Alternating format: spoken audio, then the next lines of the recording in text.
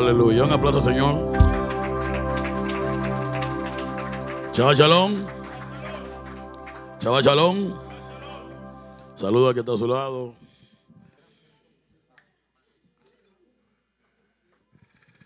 Bien.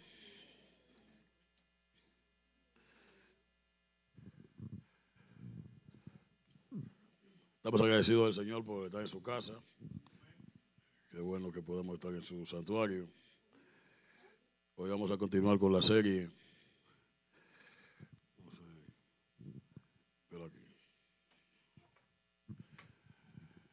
La serie que iniciamos la semana pasada y que hemos estado hablando durante los últimos 4 servicios tiene que ver con la construcción teológica del Dios de Israel.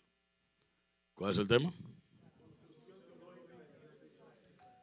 Es una serie de muchos capítulos que va a demandar mucho como reflexión, ya que el tema es un poco complejo. Y a menos que lo vayamos dando paso a paso, no podremos tener la magnitud de eso.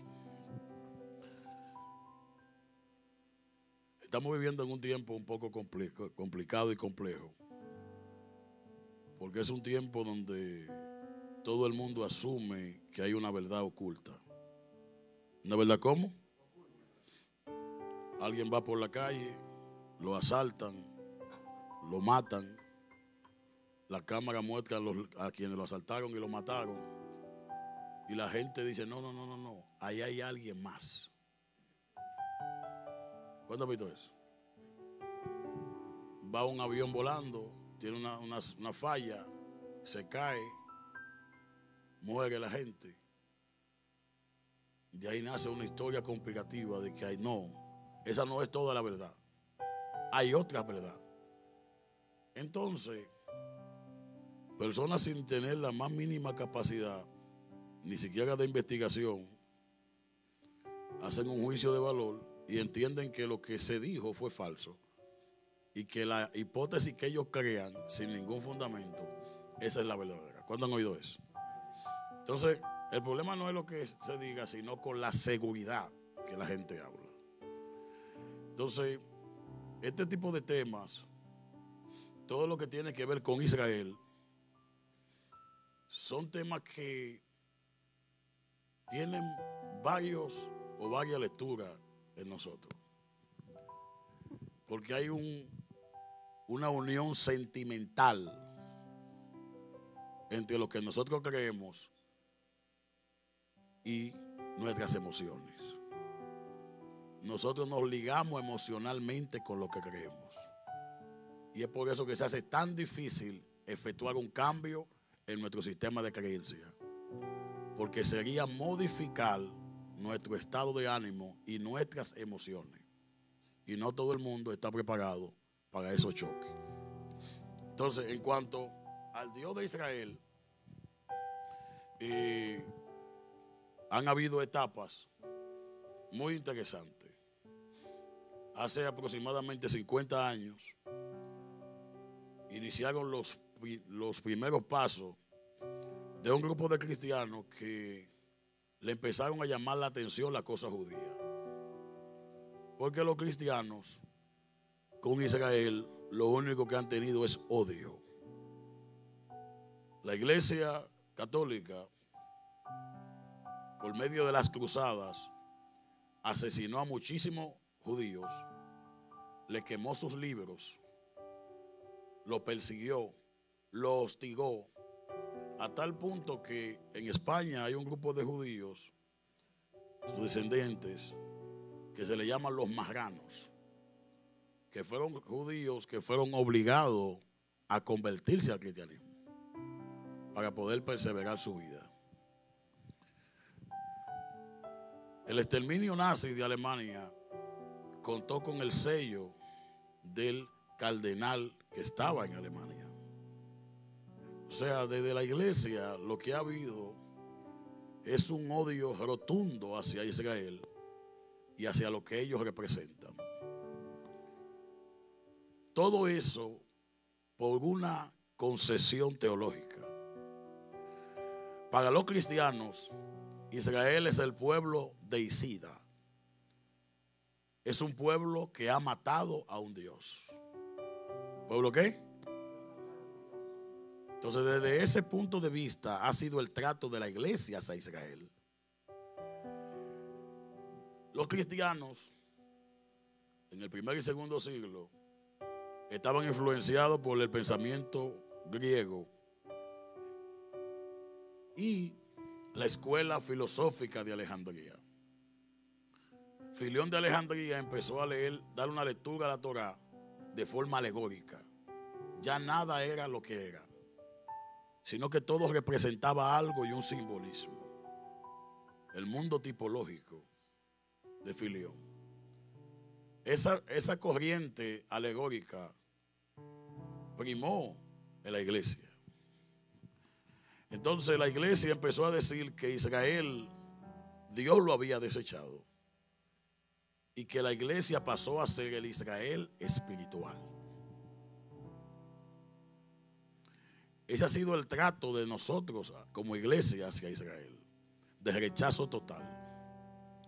Pero se han levantado corrientes de Latinoamérica que en los últimos 50 años han dado sus aportes. Hay cristianos que empezaron a celebrar las fiestas judías, empezaron a leer los libros judíos, empezaron a acercarse a esos libros, pero como la mayoría de cristianos no tienen ningún tipo de fundamento bíblico, saltaron de la ignorancia total del pentecostalismo al mundo especulativo del judaísmo. Son dos polos totalmente opuestos. La ignorancia total del pentecostalismo y el mundo especulativo del judaísmo. Dentro de la corriente del judaísmo hay ramificaciones que trabajan mucho con el campo especulativo. Y hay mucha literatura en ese sentido. Cuando nosotros hablamos del Dios de Israel, es una unificación que hablar de Dios, podremos nosotros decir algo relevante al hablar de un ser del que se ha hablado tanto. Hay 3 etapas de este Dios. ¿Cuántas etapas? 3 etapas. La primera etapa es la etapa que yo le llamo la etapa del ser sin maquillaje. Es un Dios, cuando usted lee la Biblia desde Génesis, usted entiende por el consejo de la Biblia que Dios se le reveló a Israel y luego otras naciones tuvieron contacto con él desde esa realidad. Eso es lo que más o menos la gente deduce. Pero en el libro de Génesis, abra su Biblia, vamos a ir viendo el fundamento de la palabra de Dios.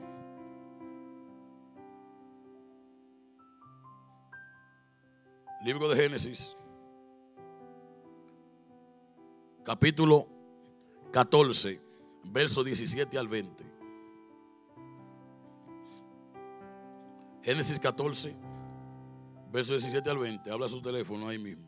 Ya no se puede decir abra la Biblia, hay que ir modificando eso.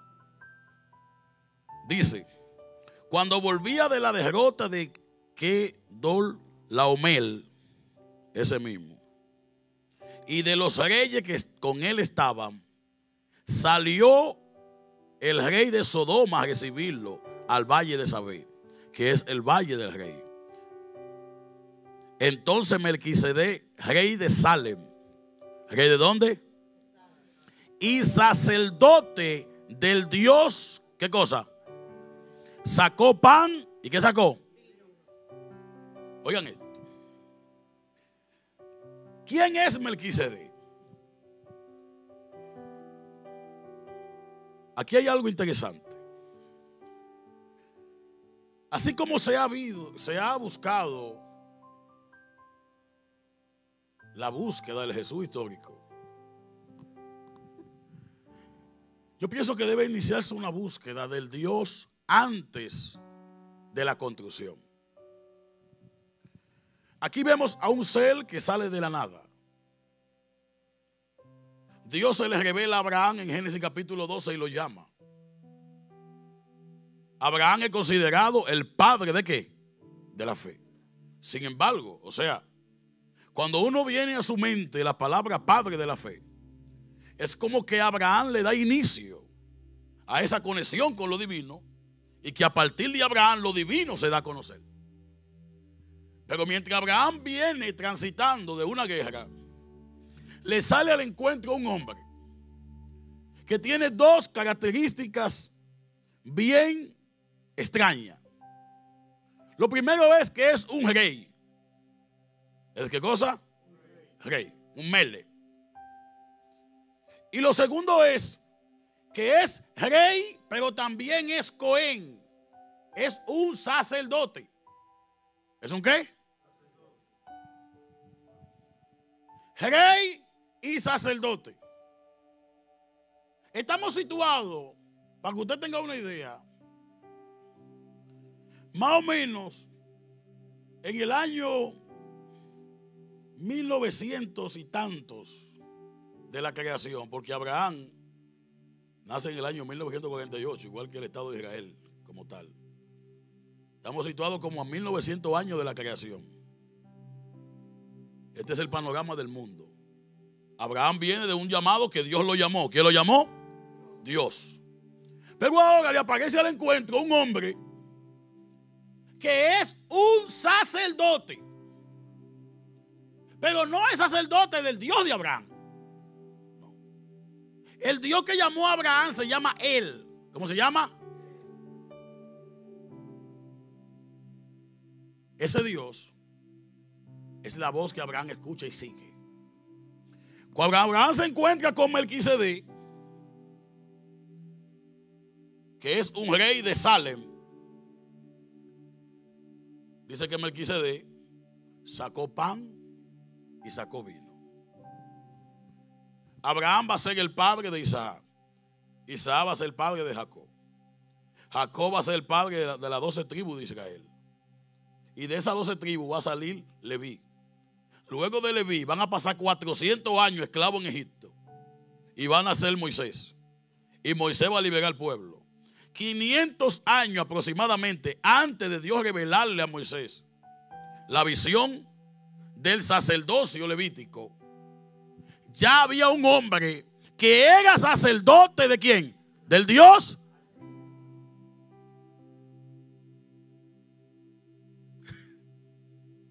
Oigan esto. 500 años antes de la revelación de Moisés, ya Dios le ha revelado a un hombre llamado Melquisedec. Y este es un rey y un sacerdote.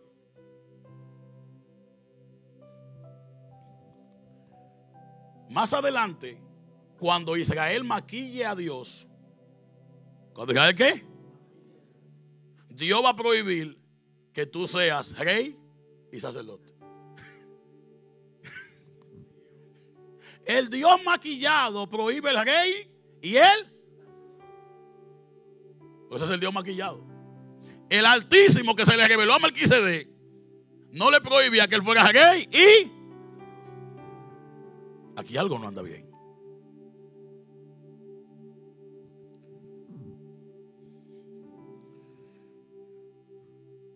Pasan de este acontecimiento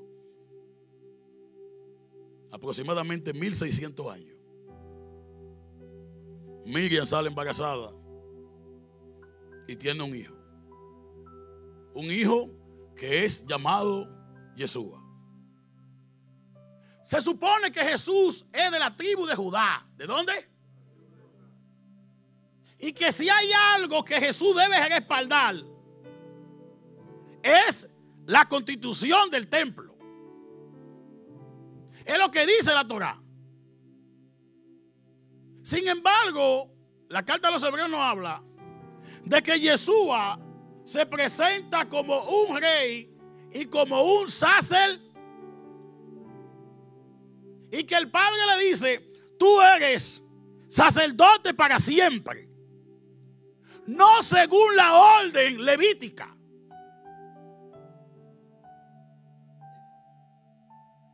Porque antes de venir el sacerdocio levítico, ya existía el sacerdocio de...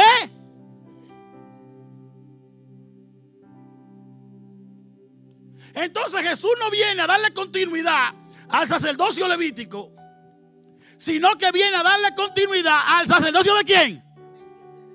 Aparentemente Jesús se sentía más identificado con el Altísimo que predicaba Melquisedec.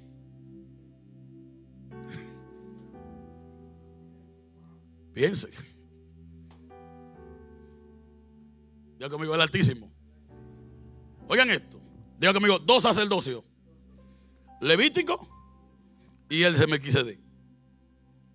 Jesús entonces se proclama sacerdote no para un día, sino para ¿qué? Para siempre. Pero según una orden. ¿Y cuál es esa orden? Jesús vino a instaurar el verdadero sacerdocio. Y ese sacerdocio le servían no al Dios de la teología judía, porque este Dios no era nacionalista, porque Melquisedec no era judío.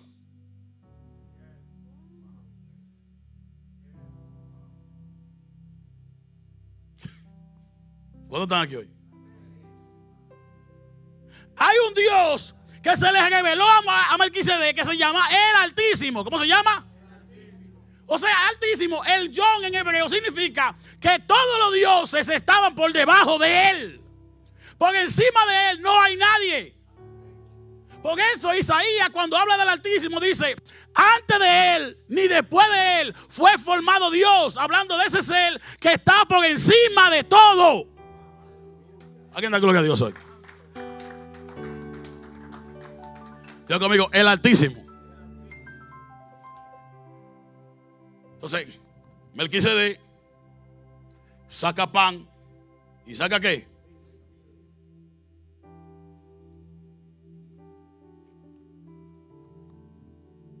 Oiga esto. En la última cena,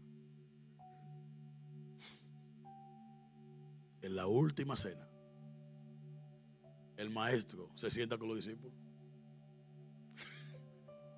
¿Y qué hizo? ¿Qué sacó Melquisedec? Y dice que el mayor bendijo a los demás. Ahora Yeshua está aquí siguiendo el mismo sacerdocio del Dios, ¿qué cosa? Altísimo.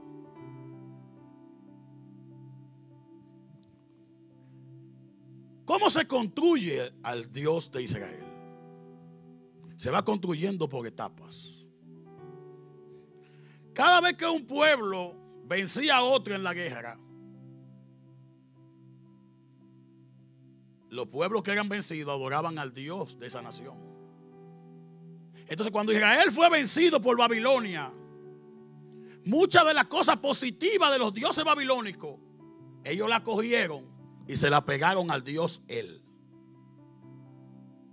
No fue que él la reveló, fue que ellos se la...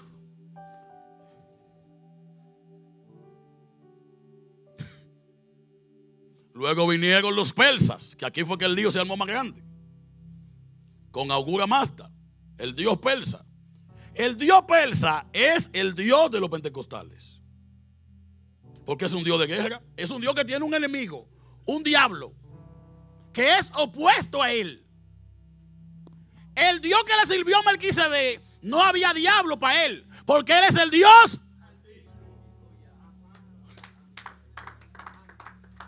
¿Cuántos me están entendiendo aquí? ¿Cuántos me están entendiendo aquí? Por eso cuando Job le vino los problemas, Job no maldijo, no invocó al diablo. ¿Sabe por qué? Porque Job le estaba sirviendo al John. Le estaba sirviendo al Dios, no a la fabricación teológica del judaísmo. Porque él no es judío. ¿Él no es qué? Y por eso cuando viene, de oída te había oído. Wow, pero ahora. ¿Alguien está aquí hoy? ¿Alguien está aquí hoy?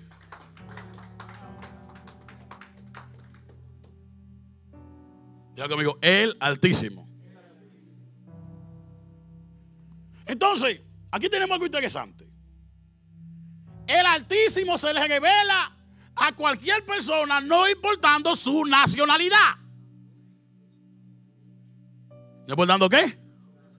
Llamó a Abraham. Génesis 12 dice, y Dios le había dicho a Abraham, ¿qué le dijo? Sale de tu tierra y de tu parentela a la tierra que yo te ¿qué? Y Abraham salió.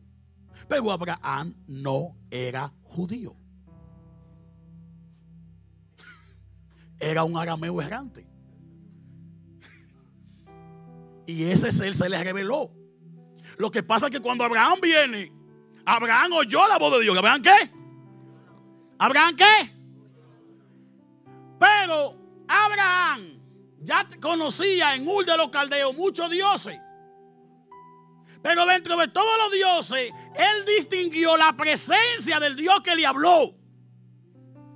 Y cuando él vio a Melquisedec, vio que este hombre portaba la misma presencia del ser que lo llamó. Entonces Abraham dice, no, pero este le sirve al que yo le sirvo. ¿Alguien está entendiendo hoy? Entonces le pregunto yo a usted, ¿quién tenía más revelación de Dios? ¿Abraham o Melquisedec? Melquisedec. Porque la Biblia dice que el mayor bendijo al menor. Y después que Abraham se encuentra con Melquisedec, es que Abraham empezó a levantar altares para Dios. Porque Melquisedec lo alineó. Esto que tenemos, diga conmigo, el John, el Dios Altísimo, que no es nacionalista. Cuando los persas echan mano de Israel nace el concepto de Hasatán. ¿Concepto de qué? El adversario. Que simplemente no se ha traducido. No hay un ser que se llame Satanás. Es que simplemente no se tradujo. En el libro de Números, cuando Balaam va a maldecir a Israel, la Biblia dice que se le apareció Hasatán. ¿Qué se le apareció? Y le dijo, no maldiga a Israel. Pues si ese Satanás es un ser bueno, entonces. Lo que pasa es que ahí se tradujo. Y en vez de Satanás, se puso adversario. La Biblia dice que en Salomón dice, y en todos los tiempos que reinó Salomón, no levantó Dios a Satán en contra de él. O sea que no le levantó ¿qué? Entonces, los persas tienen todo un sistema doctrinal. Tienen ángeles, tienen demonios, ¿tienen qué? Ángeles y... Pero hay un grupo de judíos que son los levitas. ¿Que son quiénes?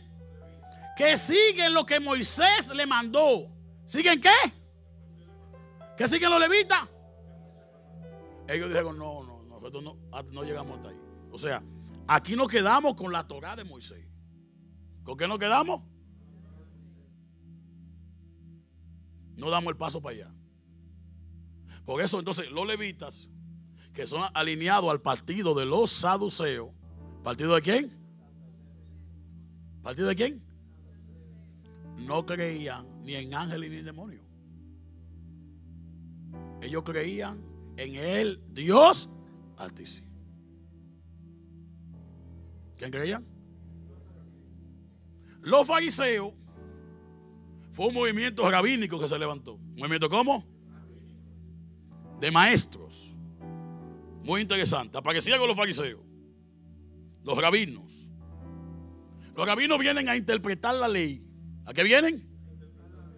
Los rabinos, desde que pisaron la tierra con sus interpretaciones, trajeron desgracia. Porque lo primero fue que los rabinos vinieron y que hay dos Torah. No una, hay dos. empezaron los inventólogos. A Moisés le dieron ¿cuánta Torá? Ellos ya dicen que hay 2. Porque lo que pasa es que necesitan 2. Porque en la Torá de Moisés no se habla de los rabinos. Y para ellos autovalidarse, necesitaron inventar su propia Torá. Y no solo la inventaron, sino que la Torá oral iba a ser más importante que la Torá. Porque en la Torá escrita se habla de los levitas. Y para quitarle relevancia a los levitas y dársela a los, traen la Torá oral. Entonces, el Dios de Israel sufre una modificación. Porque ahora vienen los rabinos. ¿Vienen quiénes? Por eso es que el Dios de Moisés es diferente al Dios que se forma a través del judaísmo rabínico. Los rabinos fueron modificándolo. ¿Fueron qué? El Dios que se le reveló a Moisés le dijo: dile al pueblo que venga al pie de la montaña, que yo voy a hablar con el pueblo. ¿Y yo qué? O sea, Dios estaba dispuesto a hablar ¿con quién? Con todo.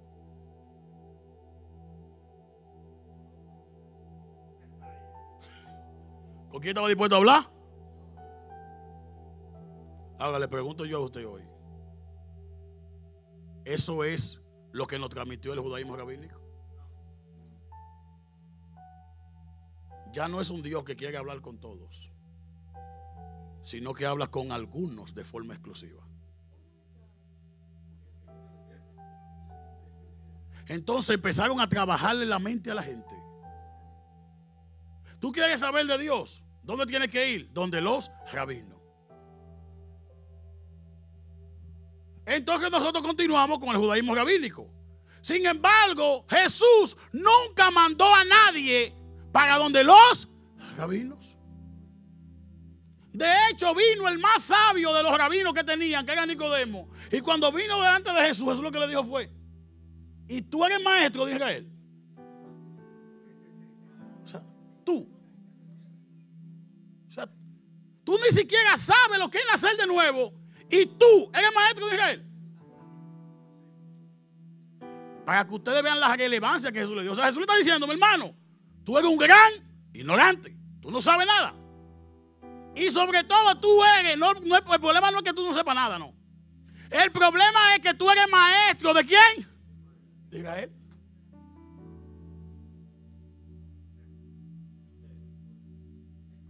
Ya conmigo, el mundo es especulativo. En el mundo especulativo cualquiera es maestro. Porque el mundo especulativo trabaja con unas iluminaciones que solamente reciben los iluminados. Entonces los rabinos estaban en una posición donde un maestro, un rabino, le pasaba su revelación a otro rabino, y el otro rabino a otro rabino, y el otro a otro rabino. No había iluminación divina y Dios no le hablaba a nadie, porque ya no era necesario que Dios hablara.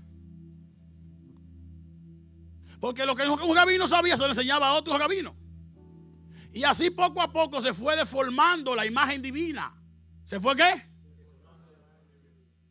¿Por qué? Porque los rabinos crearon lo que fueron los cercos de la ley,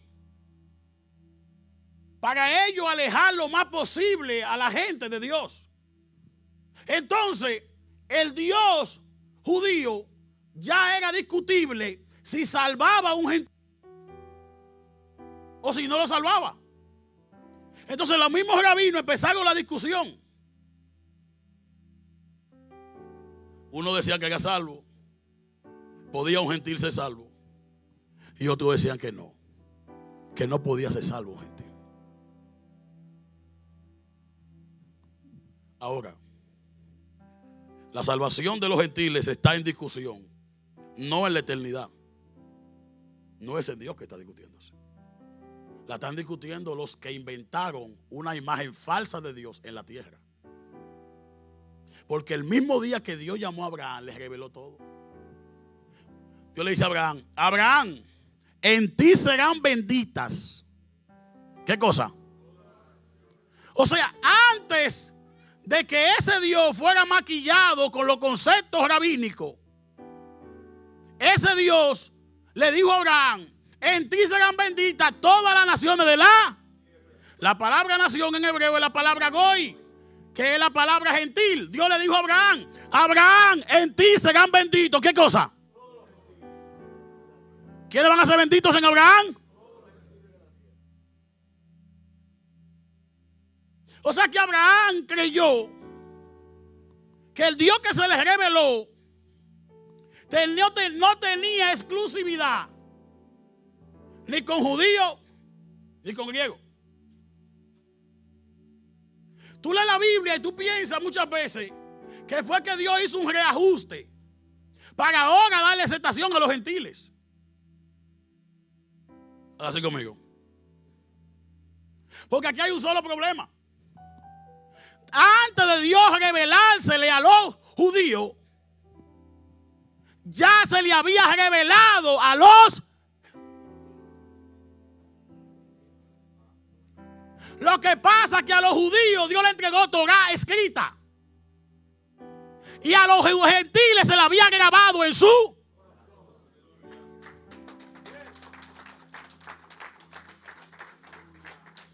¿Alguien está aquí hoy? ¿Alguien está aquí hoy? Por eso que Pablo dice: pero por cuando los gentiles que no tienen ley, o sea, no tienen ley escrita, actúan. ¿Actúan cómo? Siguiendo la ley que el Padre ha puesto ¿dónde? Por eso el Pablo te va a decir que para el Eterno no hay ni hombre. ¿Por qué? Porque el Dios disfrazado del judaísmo excluyó a la mujer. ¿Qué hizo ese Dios? Diga por qué. Oigan el problema. Casi la mayoría de templos que se han encontrado del Dios ¿el Dios cómo? ¿Dios cómo? No habían hombres dirigiendo. Eran sacerdotisas. ¿Eran qué? Entonces en esta nueva religión pusieron que el Dios rechace a las mujeres. Pero Pablo te va a decir que para Dios nunca ha habido, nunca, ni hombre ni mujer. Ya conmigo, la distorsión. Entonces, oigan esto. Cuando Abraham fue visitado por los 3 ángeles, los 3 seres que lo visitan, Sara escuchó la conversación. ¿Sara qué? Y hasta se rió. Que dijo: yo vieja.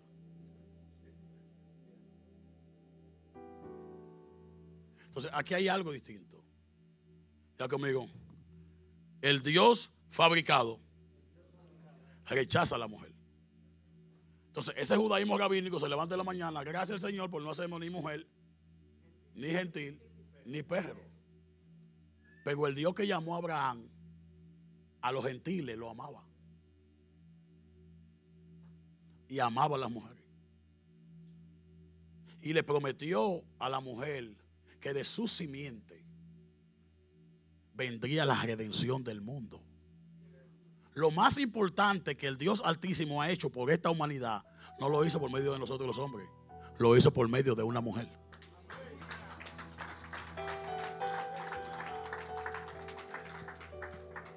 Entonces, si nosotros fuéramos a ver la importancia que el Altísimo le dio,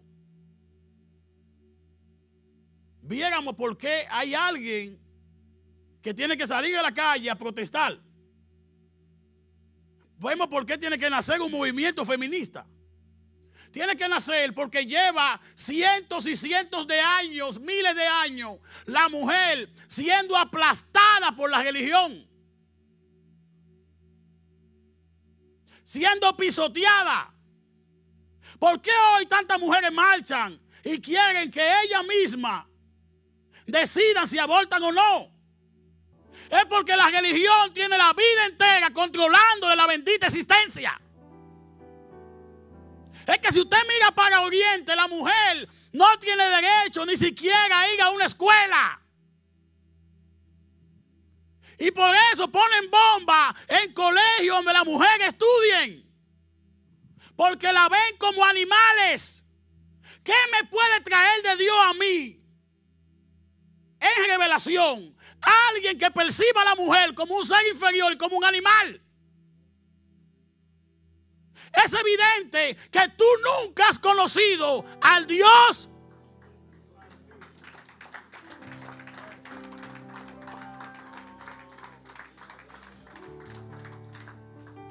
Ya conmigo, la palabra de Dios dice. Diga, la palabra de Dios dice que para Él no hay hombre ni mujer. Entonces aquí empieza el problema. El Dios judío es un Dios nacionalista. ¿Es un Dios cómo? ¿Es un Dios cómo? Y oiga esto. El maestro nuestro, Yeshua, nace en la religión judía. Su Dios es ¿cómo? ¿Cómo es su Dios? ¿Sabe qué Jesús creía? ¿Sabe qué pasó con eso? La influencia de la religión fue tan grande que hizo de Jesús, ¿sabe qué? Un nacionalista. ¿Qué lo hizo? Hasta que llegó el Getsemaní. Cuando el hombre se sube a orar y se ve en intimidad con Dios. Y dice la Biblia que se le aparecieron Moisés y Elías. ¿Quién se le apareció? Porque Elías todavía se duda si era judío. Dice Elías Tibita. Y es un profeta que apareció sin genealogía. Nadie sabe quién era su papá ni su mamá. Como Melquisedec así. La nave de Elías. Entonces, cuando Jesús se pone a orar, que el Padre le habla. ¿Quién le habla? Entonces ahí la cosa cambia. Porque tú y Jesús hablando, maestro, maestro. La amiga, ¿qué tienes conmigo, mujer? Traje a mi hija a tus discípulos y no me la pudieron sanar. El pan es para los hijos, no para los perrillos. No le está hablando con cariño. Jesús no era un agualqueche. No, la Biblia dice que él hablaba como quien tiene. Si el tipo hablaba estrellado, era boche que daba. Maestro, ¿usted quiere ir tú también? Pero cálmate, relájate. Yo soy de lo tuyo. ¿Te quiere ir? O sea, el tipo siempre estaba puesto para un boche. Tú no querías boche, no preguntaba. Le dice a los discípulos, miren, ustedes vayan a predicar, pero no vayan por camino de gentiles. ¿No es por dónde? El tipo es un nacionalista. Ahora, cuando el Padre le habla, ¿el Padre qué? Ahí las cosas cambiaron. Porque se dio cuenta que la misión del Padre no era con ese cuadro que estaba ahí. Y cuando se levanta, entonces le dice a los discípulos, yo quiero que ustedes vayan. ¿Saben por dónde? Por todo el mundo. Pero maestro, no, hablemos de eso más tarde. Tú estás quedando medio. Sí, vamos para acá. Tú vas a restaurar el reino de Israel en este tiempo. Porque Pedro lo que quiere es que restauren el reino. Ya yo ando al lado tuyo. Yo voy a ser por lo menos el gobernador de aquí de Judea. Voy a tener poder. El cargo mío, el de Juan, los discípulos, estamos aquí toditos. Y gracias a Dios que se ahorcó Judas. Sí, porque Judas tenía un monopolio con el dinero. Ya Judas se ahorcó y ahora la cosa va a estar más bendecida. Las finanzas van a fluir. Dice, maestro, vamos a restaurar el reino de Israel en este tiempo. Dice Jesús, no te toca a ti saber los tiempos y los sazones. Ustedes se van a quedar en Jerusalén. ¿Se van a quedar dónde? hasta que sean revestidos del poder de lo alto. Y cuando eso venga, vendrá sobre ustedes el Espíritu Santo y me seréis testigos en Jerusalén, en Judea, en Samaria y hasta lo último de la... Cambió el mensaje. Pasó de ser un universalista, un nacionalista, a entender que Dios tenía un pueblo en cada nación de la tierra.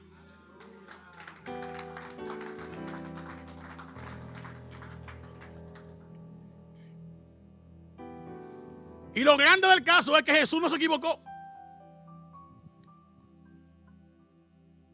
Porque lo que él le dijo a Pedro y a los discípulos se cumplió. Porque en cada nación ha llegado su enseñanza. Y en cada nación que llega su enseñanza, consigue gente que aún llegando su vida quiere seguir su enseñanza. Dios rompió con el nacionalismo de Jesús para hacerle entender que el plan, ya conmigo, el plan. Porque a veces nosotros miramos al Padre y creemos que es un ogro. Porque vemos el Dios que los judíos presentaron y construyeron.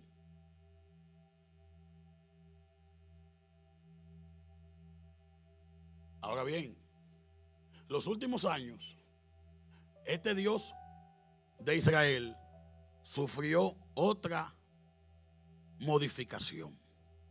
¿Otra qué? Viene el Dios místico. Ya ahora ese Dios no es rabínico, no. Este es un Dios místico. Este es un Dios hindú. Un amigo de Shiva. Entonces este nuevo Dios, este cambio, dice, espérate, todas las almas van a venir a la tierra. Y ustedes vienen a la tierra a ratificarse. Si no puedes en una reencarnación, vienes en la otra. Si no puedes en la otra, vienes en la otra. Si no puedes en la otra, y si no pueden esa, diga conmigo, un Dios cambiante. Pero la Biblia habla de un ser inmutable. Entonces lo que ha cambiado no es Dios. Es que el pueblo de Israel, hay una parte de ese pueblo que fue influenciado por el hinduismo y por la doctrina de la reencarnación. Entonces cada vez que Israel es influenciado, trae su influencia y se la quiere adjudicar al Dios que ellos le sirven. ¿Alguien está aquí hoy? No es que Dios ha cambiado, son ellos que han ido evolucionando con el tiempo. La promesa que Dios le dio a Jeremías fue que después de estas cosas Dios iba a hacer un nuevo pacto. Y que en ese pacto Dios grabaría su ley, su Torah en nuestra mente y le escribiría en nuestro corazón. ¿Hay alguien de ese pueblo aquí hoy?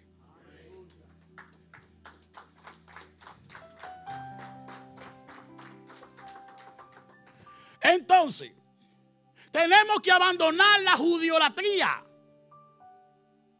Nosotros entender que todo lo que huele a judío es divino. Porque Melquisedec no era judío. Y Melquisedec bendijo a Abraham. Ya conmigo, judiolatría. Lo único que te hace a ti sentirte bien, cuando tú ves un misil judío que mata a la mitad de los palestinos, ¿sabes lo único que te hace sentir bien así? Tu judiolatría. Porque el Dios Altísimo es el Dios de judíos y palestinos. Y nosotros tenemos que orar por la paz de todos esos pueblos. ¿Alguien está aquí hoy? ¿Alguien está aquí hoy? Diga conmigo, el Altísimo. Entonces, hay algo aquí interesante. La arqueología ha empezado a mostrar cómo era que se le servía al Altísimo, a El John. Porque recuérdese que ese Dios no era de los judíos. Porque antes de que los judíos existieran como nación, ya ese Dios existía y le estaba hablando a otros pueblos. Entonces, si nosotros queremos restaurar algo en este tiempo, debemos restaurar un sacerdocio. Pero no es el sacerdocio levítico. Es el sacerdocio según la orden de Melquisedec. Por eso el apóstol Pedro escribe en su carta y dice: mas vosotros, hablando del pueblo dispersado, sois linaje escogido, real sacerdocio, nación, pueblo adquirido ¿por quién? O sea, nosotros no éramos pueblo, pero ya fuimos adquiridos por el Padre. Y no solamente somos pueblo, sino que de este pueblo ahora Él va a levantar el nuevo sacerdocio. Sí, ya yo sé que tus abuelos eran españoles y eran judíos. No. Mi genealogía no tiene que ser judía para eso. Yo sé que tú eres apellido Rosario. Ya. Llegó el hombre, ahí estaba todo bien y dice él, y está hablando con todos los hombres y estamos automotivados. Y dice él: wow, el único judío aquí. Nos marchamos toditos y lo dejamos solo. Quédate con él. Cómetelo con yuca. Ya conmigo, real sacerdocio. Entonces, ¿qué es lo que necesita el mundo hoy? Ya conmigo, la nueva agenda. O sea, necesitamos una agenda. Pero ¿cuál debe ser la agenda? Agenda número 1, descubrir, investigar, que la arqueología nos muestre cómo era el John, cómo era el Dios Altísimo antes de ser disfrazado por la religión. Y si los judíos lo modificaron, ¿qué decir de los cristianos que ahora en vez de una tiene 3 cabezas?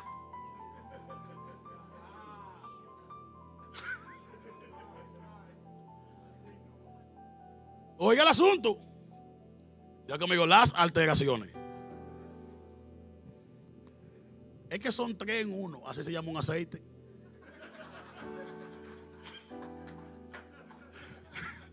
Tres en 1. Es bueno el aceite. Maestro, quiere 3 en 1. 3 en 1. Aceite 3 en 1. Entonces, ¿qué es lo que sucede aquí? Que la gente se han dejado cegar por la religión. Entonces usted oye a la gente en la calle: órele a Dios por mí. Tenemos que modificar eso. El primer paso en la agenda es decirle al mundo que Dios ni es nacionalista, ni es exclusivo de la iglesia.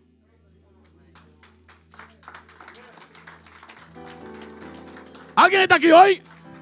Ya conmigo, Dios ni es nacionalista, ni es exclusivo de la iglesia. Hay personas que están allá afuera, que están como Melquisedec, que hoy no están escuchando, que no van a la iglesia, pero ya el Altísimo se les reveló. ¿Alguien da gloria a Dios en esta hora? Diga conmigo, el Altísimo. Porque para que el Altísimo se te revele, no necesita estar inscrito a ninguna religión. Eso es lo bueno del Altísimo. Si tú ayunas, Él se te revela. Pero si no ayunas, también se te revela. Ya conmigo, el Dios judío, el Dios cristiano y el Altísimo. El Dios cristiano, mientras más tú ayunas, después del día 30 tú oyes la voz. Hasta ángeles tú ves. Con 30 días de ayuno. Con 30. Pero si Gerardo no hubiera hecho el sancocho, llegan a las 6 y pico. Y ya yo veo, wow, ¿quién? Y yo, estábamos nosotros viendo ya los cargos de Elías. Gerardo. Fuego prendió en candela.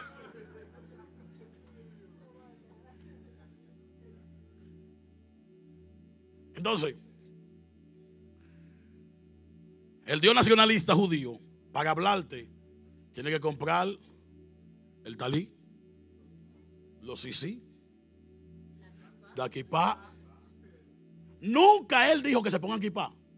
Pero la tradición es más fuerte que el mandamiento. Entonces hacen lo que él no dijo que hagan y no hacen lo que él sí dijo que hagan. Entonces me pregunto yo hoy, ¿has conocido tú al Altísimo? El camino es largo, porque lo que tú has conocido es el cuadro que la religión fabricó de Dios. Entonces ahora hay un llamado que debemos hacerle a las naciones. Porque si nosotros damos cuenta, hay más creyentes que lo que nosotros pensamos. No son creyentes nada más los que pertenecen a tu religión. Son creyentes los que están ahí afuera y hablan todos los días con el Dios.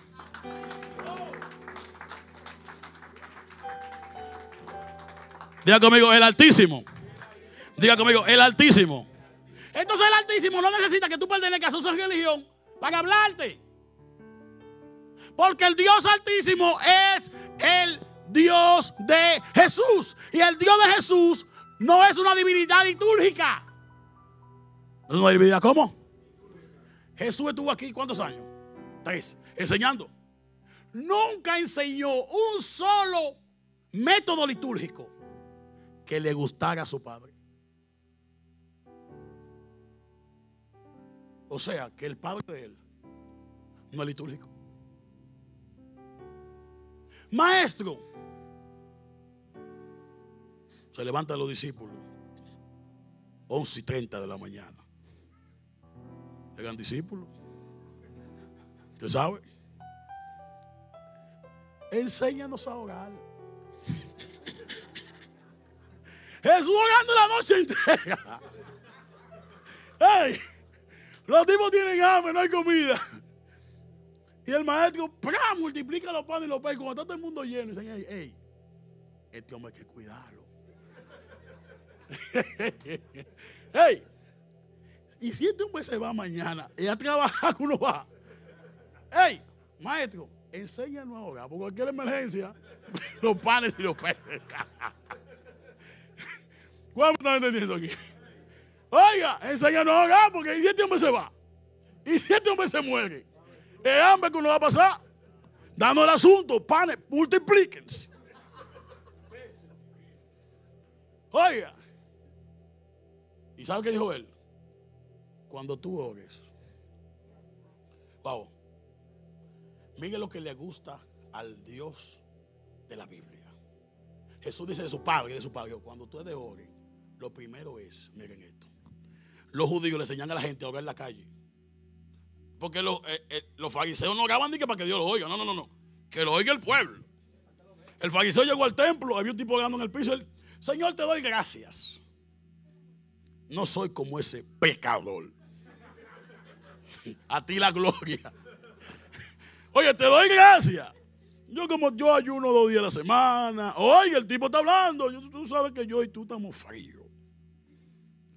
Ese no es el modelo de Jesús. O sea que tú cuando te paras aquí adelante, ¡hey, fuá! Y el padre, pero ¿qué es, mi niña? Pero cálmate. No te escuché. ¿Alguien me puede decir lo que dijo? Sí, porque el Señor tiene que escucharte. Alguien está aquí. Y tú corriendo, ¡ay! El Señor, pero a un ángel, ustedes escuchan lo que dijo mi hijo. Sí, porque es una rapidita. Eso dice, no, cuando oren en secreto. Óigame. Entonces los cristianos salen para afuera y dicen, usted está tan lejos de Dios. Porque no te ven orando. Es que tú no me tienes que ver. Porque la oración es, si tú me ves, entonces está mal. Porque para que Dios me recompense en público, mi oración tiene que ser en. ¿Alguien está aquí hoy? Entonces, cuando tú ores, entrarás en tu lugar. Entonces, tú puedes estar aquí ahora mismo y desde tu corazón estás orándole a Dios. ¿Alguien está aquí hoy? Dios le dijo a Daniel por medio del ángel: desde que tú te dispusiste a orar en tu corazón, yo te contesté. Hay gente que nunca han abrido los labios para pedir, pero desde el corazón han orado y Dios le ha respondido. ¿Alguien dice amén a eso? Por eso la Biblia dice: la oración que llega más rápido es la alegría en Dios. ¿Cuál es la oración que llega más rápido? La Biblia dice: deleítate en el Señor. ¿Deleítate en quién? Y Él te concederá los deseos de tu. Solamente deleítate que Dios va a hacer el resto. ¿Alguien da gloria a ese Dios maravilloso? ¿Alguien da gloria a Dios? Entonces Jesús le dice: oraréis así. La oración modelo. La primera palabra de la oración modelo, ¿cuál fue que dijo? O sea, Jesús quiere que tú entres por la puerta del Padre, de Dios, dirigiéndote como a un Padre. Y aquí entre nosotros, cuando usted ha orado, le ha orado como a un Padre. Ahí empieza la oración. Lo primero no es orar, es reconocer que con el ser que tú vas a hablar, no le venga con maquillaje, porque Él es tu Padre, y como tu Padre te conoce. Alguien dice amén a eso. Diga conmigo: Padre nuestro. O sea, Jesús quiere que nosotros en la oración reconozcamos que tenemos un. Dígale a alguien: tú no eres huérfano, tú tienes un Padre. No lo que yo diga: tú no eres huérfano. Diga: yo no soy huérfano, un Padre tengo. Entonces, reconocer, diga conmigo, reconocer que tenemos ¿qué cosa? Date la mano conmigo. ¿Qué es lo que tenemos? Aquí vamos. ¿Qué tenemos? Entonces yo quiero renunciar al Dios de la religión. Y quisiera que tú en tu misericordia pases por alto mi ignorancia. Maestro, ¿y por qué Dios? Alguien me escribió: pero ese Dios y de la mente fue el que me sacó de la droga. Y yo he dicho que no, pues métete tu droga. ¿Qué tienes conmigo, mujer? Sí, porque la gente se puede se hiere. Yo he dicho algo. Recuerde que la Biblia dice que Dios pasa por alto la ignorancia. Por eso es que alguien está enfermo, una madre le nace un niño enfermo, y en Santo Domingo la madre dice: yo voy a estar ayunando 21 días hasta las 12, y el 21 de enero voy para de la Virgen, porque Dios haga el milagro en mi hijo, para que la Virgen lo toque. Y pasan 21 días, y cuando la mujer llegó a Higüey, el niño fue sano. Entonces no es que ella estaba bien en lo que estaba haciendo, pero cuando tú eres padre, cuando tú eres ¿qué? Tú pasas por alto la ignorancia. Tú dices: wow, pero qué corazón. ¿Alguien está aquí hoy? ¿Alguien está aquí hoy? Cuando tú pasas por alto la ignorancia. ¿Acaso tú no ves que tus hijos hay un enchufle y quieren meter un cuchillo por el enchufle? Pero tú como padre tienes que pasar por alto porque tú también en un momento tuviste en esa. Entonces, ¿por qué Dios te ha respondido? Te ha respondido pasando por alto tú. Entonces, si en la ignorancia te respondió,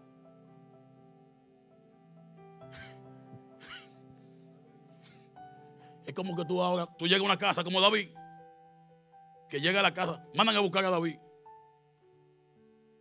entra, no tenía derecho de hijo. David manda a buscar a Mefibosé, que está lisiado, que se cayó en el camino, que alguien lo dejó caer, y lo manda a buscar y le dijo: siéntate a mi mesa. Porque eso es lo que hacen los padres. Para un padre nunca va a haber un hijo con defecto.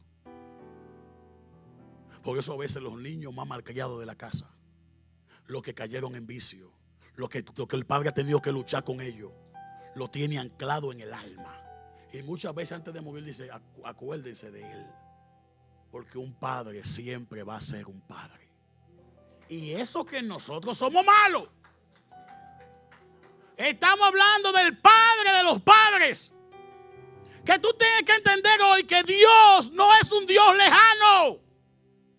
Es un padre que antes de tú venir para acá no te dejó venir solo. Por eso hay una madre que está aquí en Estados Unidos. Su hijo va a tener problemas en Ecuador y la madre aquí lo siente. Porque ese hijo tiene una parte de ella. Tú estás en la tierra, pero tú tienes una parte de tu padre. La Biblia dice que Dios ha puesto eternidad en... ¿Alguien da gloria a Dios hoy? ¿Alguien da gloria a Dios hoy? ¿Dónde están los hijos del Padre en esta hora? ¿Cuántos son hijos aquí hoy? ¿Cuántos son hijos aquí hoy? ¿Cuántos son hijos aquí hoy? Cuando tú llegas a esa convicción, ya conmigo, convicción de hijo, no necesitamos pertenecer a movimientos religiosos. Yo necesito convicción de hijo. Pablo llegó a eso. Señores, Pablo va caminando y como religioso mató a un hombre, que ese hombre vio el trono de Dios. ¿Qué vio? Y Dios pasó por alto su ignorancia. Y Dios nunca le reprochó que era asesino.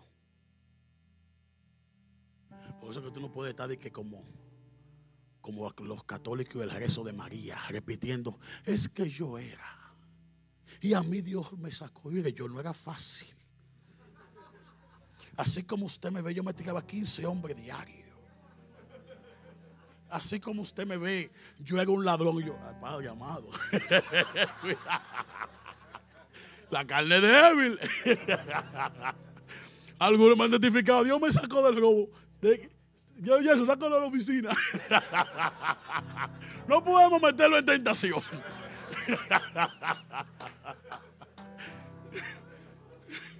No podemos ser, no. Dios te sacó, ok. Entonces la gente se vuelve loca y le pone su mantequilla, su cosita para ayudarse. Entonces, pero un padre, tú ves que fijas algo. Tú andas al padre, le pides prestado, el padre te lo da, te va. Cuando necesita, vuelve. Y el padre siempre está ahí. Porque él nunca abandona su posición de padre. Y Jesús quiere que tú, cuando tú ores, sepas primero que al ser que le vas a orar, ¿es qué cosa? Entonces, ¿quién es el encargado de suplirle a los hijos? ¿Alguien de aquí hoy? Entonces las necesidades que tú tienes no son culpa de lo divino. Solamente te falta ir a la casa de él. Porque hay un padre que siempre te va a suplir todo lo que tú falta. Y la Biblia dice que te va a dar más abundantemente que lo que tú necesitas. ¿Alguien da gloria a Dios en esta hora? ¿Alguien da gloria a Dios en esta hora? Diga conmigo, más que un Dios, el Altísimo es mi Padre. ¿Alguien da gloria a Dios hoy? ¿Alguien da gloria a Dios hoy? Diga conmigo, el Altísimo. Oiga lo que hace el Altísimo. Ve acá, Mario, búscame una silla rápido, porque Mario está medio enfermo. Mario no puede estar medio minuto, 2 minutos pagados. Tráigame una silla por acá. Oigan esto. Oigan esto. La Biblia dice adopción. Oigan este modelo, gente de amor. Los padres en la antigüedad, cuando usted iba a adoptar un hijo, usted tenía que agarrar al niño a un simulacro, solo que hemos visto enfermo. Cuando no tenemos que llamar a emergencia. Oigan esto, los padres tenían que cargar el niño en sus piernas. Ok. Oiga. Y sentado en su pierna, el padre le oraba. Y ella que lo adoptaba. ¿A ella qué? Nosotros estamos aquí sentados hoy. Pero la Biblia dice que cuando estábamos muertos en nuestros delitos y pecados, el Padre nos dio vida juntamente con Jesús. Y que nos ha sentado con Él. ¿Dónde lo ha sentado? O sea que estamos en el cuerpo aquí, pero ya hay una eternidad que vivimos, donde la película terminó y ya nosotros estamos sentados con Cristo en lugares celestiales. Alguien da gloria a Dios en esta hora. Alguien póngase de pie en este momento. Más que un Dios es hablar de un.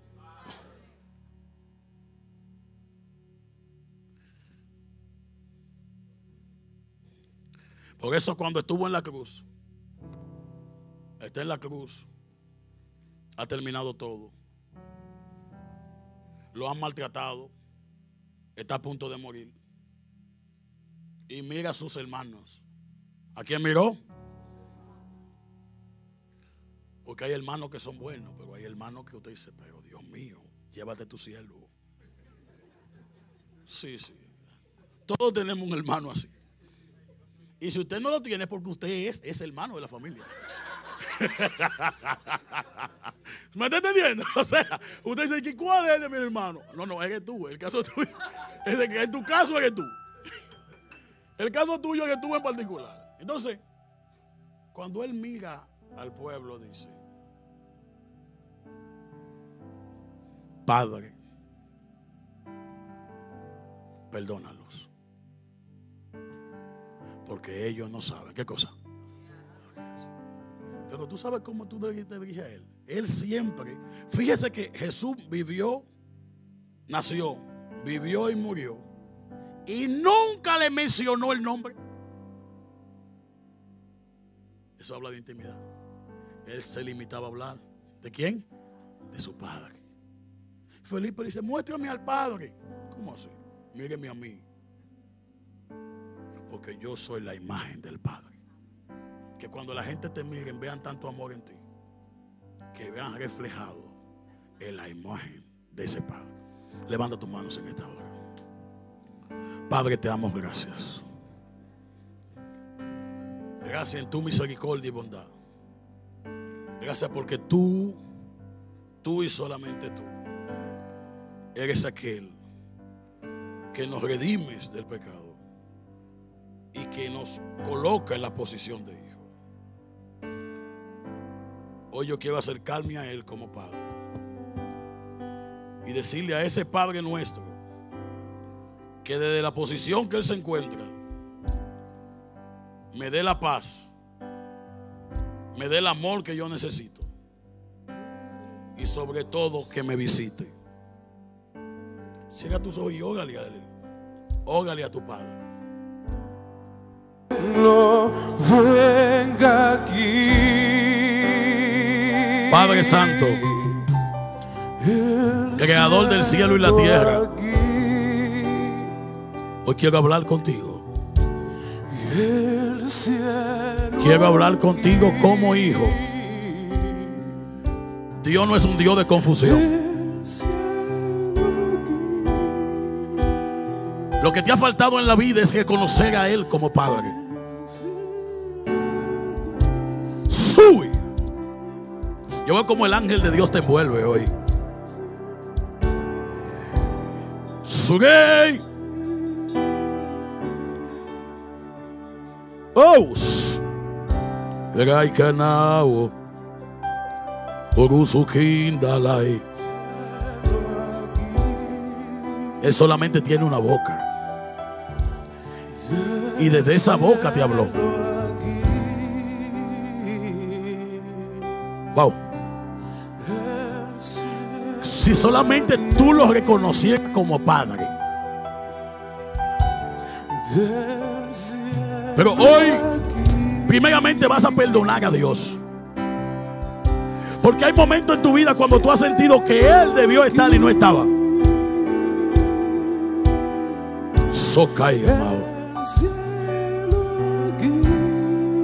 Y hoy tú recibas esa adopción. Adopción de hija.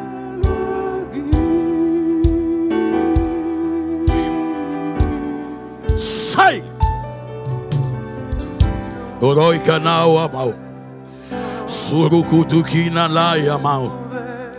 Erai katanda lava sokoi. Isina la kanda rabans. Oh, ramanda la sayamao.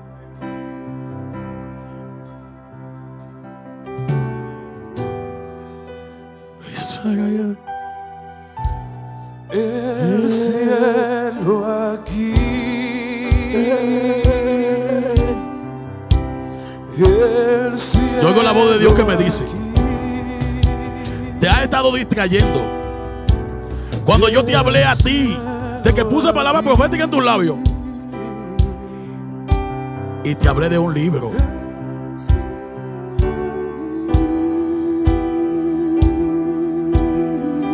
Dios rompe con todas las maldiciones generacionales.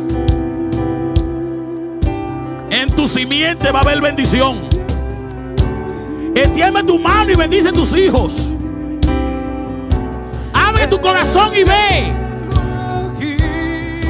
Abre tu corazón y ve. Padre, en el nombre de Yeshua, yo declaro tu adopción sobre tu hija. La eternidad se abre hoy. La eternidad se abre hoy. La eternidad te reconoce como hija. Todo espíritu de orfandad tiene que salir hoy de tu